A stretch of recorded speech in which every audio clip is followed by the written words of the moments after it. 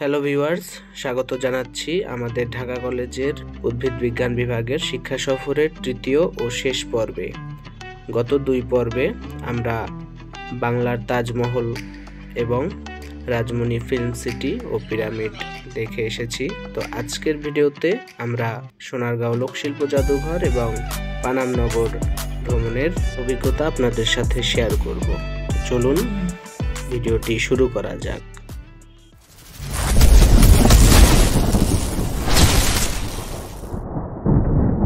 তো Rajmani film city থেকে এবার আমাদের গন্তব্য সোনারগাঁও লোকশিল্প জাদুঘর। তো দেখা হচ্ছে লোকশিল্প জাদুঘরে গিয়ে। আমরা চলে এসেছি। তো এই ফাঁকা জায়গাটিতে আমাদের বাসটি রেখে আমরা এখন চলে যাব টিকিট কাউন্টারের দিকে।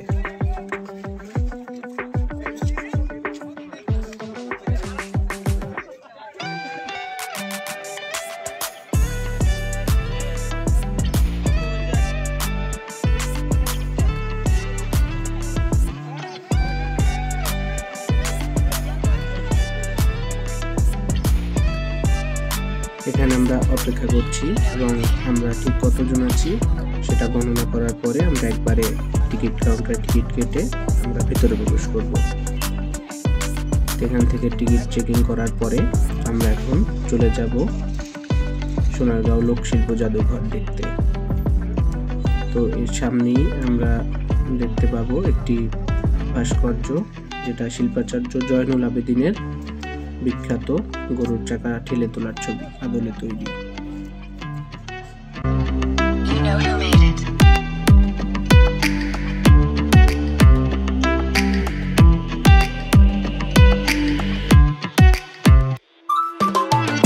তো সোজা রাস্তা ধরে হেঁটে গেলে আমরা দেখতে পারবো শিল্পাচার্য জয়নুল আবেদিন স্মৃতি জাদুঘর। এর সামনেই শিল্পাচার্য জয়নুল আবেদিনের একটি ভাস্কর্য দেখা যায়।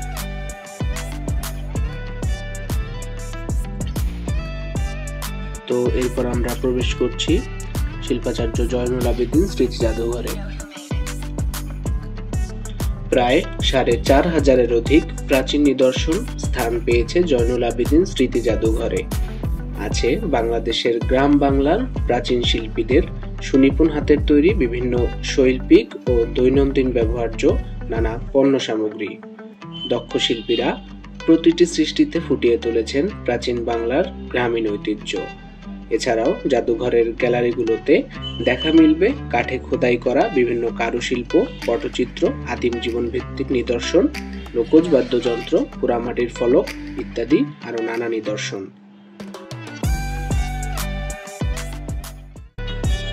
আবহমান গ্রাম বাংলার সংস্কৃতি ও লোকশিল্পকে ধরে রাখা ও সর্বোচ্চ স্বীকৃতি দেওয়ার উদ্দেশ্যে 1975 সালের 12ই মার্চ শিল্পাচার্য জয়নুল আবেদিন সোনারগাঁওয়ের একটি পুরনো বাড়িতে বাংলাদেশ লোক ও কারুশিল্প ফাউন্ডেশন প্রতিষ্ঠা করেন।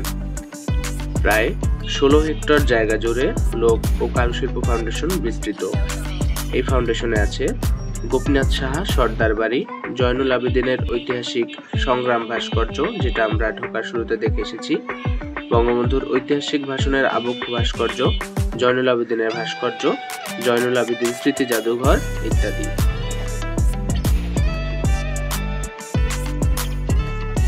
বৃহস্পতিবার বাদে সপ্তাহের বাকি 6 দিন এই লোক ও কারুশিল্প ফাউন্ডেশন সবার জন্য উন্মুক্ত থাকে। এই জায়গাটি মূলত গোপীনাথ সাহা সর্দার বাড়ি নামে পরিচিত। সোনারগাঁওয়ের পানাম নগরের চোখ ধাঁধানো অপূর্ব নিদর্শন এই গোপীনাথ সাহা সর্দার বাড়ি।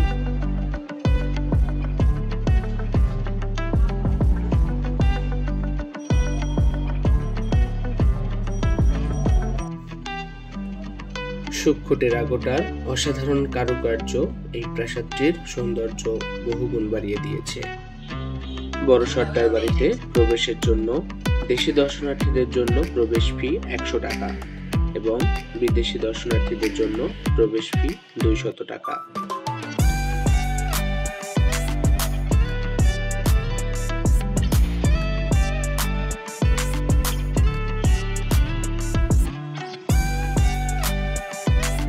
তো আমাদের আমাদের সময় স্বল্পতার কারণে আমরা বড় সর্দার বাড়িটা আজকের মতো স্কিপ করলাম। এটা ভবিষ্যতে আমরা হয়তো আবার দেখব। তো এর সামনে আমরা কয়েকটা ছবি তুলি, কারণ আমাদের আরো একটি স্পট কভার করতে হবে এবং আমাদের দুপুরে লাঞ্চ করতে হবে। এই কারণে আমরা এখানে আর বেশি সময় দিব না। এখানে আমরা আমাদের ডিপার্টমেন্টের স্যারদের সাথে কিছু ছবি তুলে আমরা এখন চলে যাব আমাদের পরবর্তী গন্তব্য পানাম নগরের উদ্দেশ্যে। তো দেখা হচ্ছে পানাম নগরের গেটে।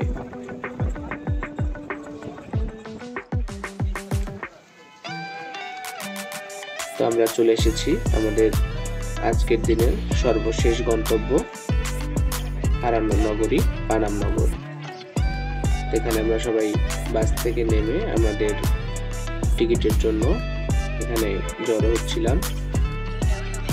তো আমরা পানাম নগরীর প্রবেশ পথে দাঁড়িয়ে আছি।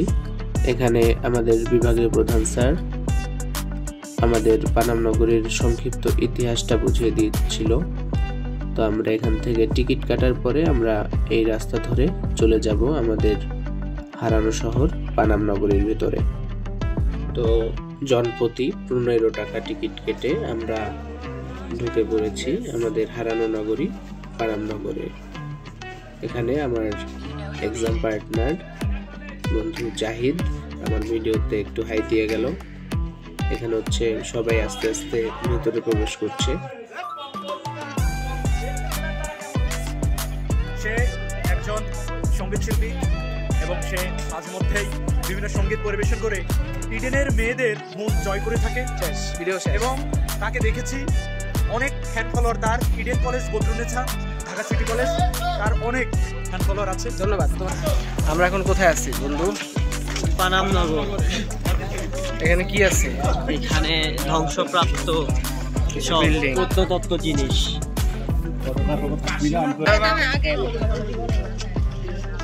শেষ বন্ধু।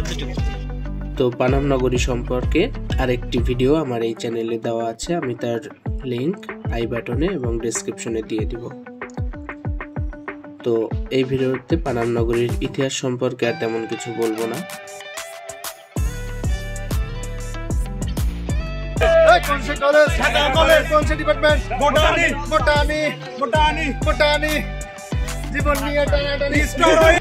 তো এখানে আমাদের বিভাগীয় প্রধান স্যার এখান থেকে স্যাম্পল কালেকশন করতে বলছিলেন এবং এই গাছ সম্পর্কে আমাদের অন স্পট ক্লাস দিচ্ছিলেন।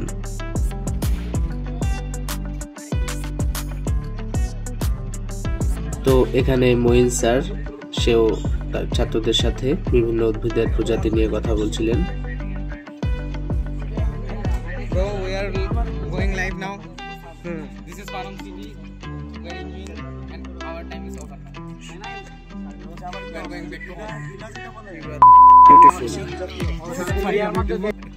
তো যেহেতু আমরা উদ্ভিদ বিজ্ঞান বিভাগের স্টুডেন্ট, সো আমাদের শিক্ষা সফরের প্রধান উদ্দেশ্য হচ্ছে বিভিন্ন রেয়ার উদ্ভিদ সম্পর্কে পর্যালোচনা করা। তো এখানে আমাদের মঈন স্যার খুব ভালোভাবেই আমাদেরকে বুঝিয়ে দিচ্ছিলেন গাছ সম্পর্কে। তো এর মধ্যে দিনের আলো মোটামুটি শেষ, এবার আমরা ফিরে যাওয়ার প্রস্তুতি নিচ্ছি।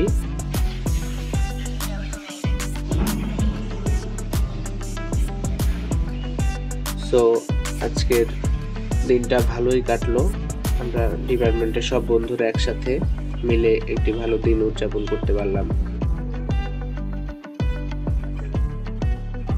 তো আমাদের পানাম সিটি ঘোরাও শেষ। এখন আমরা কলেজের উদ্দেশ্যে নগরীর মাঝখান দিয়ে চলে যাওয়া এই সড়কের দুপাশে রয়েছে মোট 52টি বাড়ি, যা প্রাচীন বাংলার রাজধানী সোনারগাঁওয়ের ঐতিহ্যকে ধারণ করে।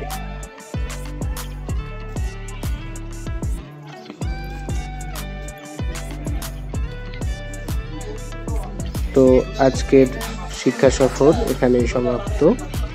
আমরা এখন এই জায়গা থেকে বেরিয়ে যাওয়ার প্রস্তুতি নিচ্ছি।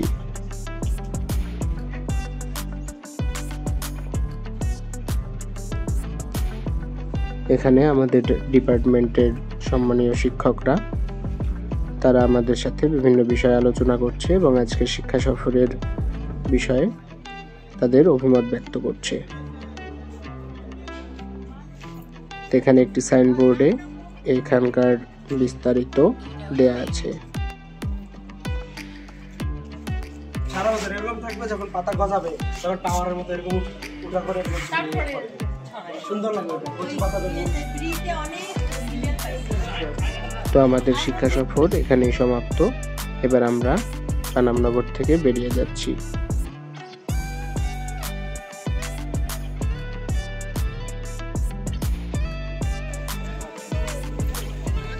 তো পানামনগরের প্রবেশ পথে আপনারা এরকম কিছু দোকান দেখতে পাবেন, যেখান থেকে আপনারা যে কোনো কিছু কেনাকাটা করে নিতে পারবেন বা এখানকার কিছু স্মৃতি সাথে করে নিয়ে যেতে পারবেন।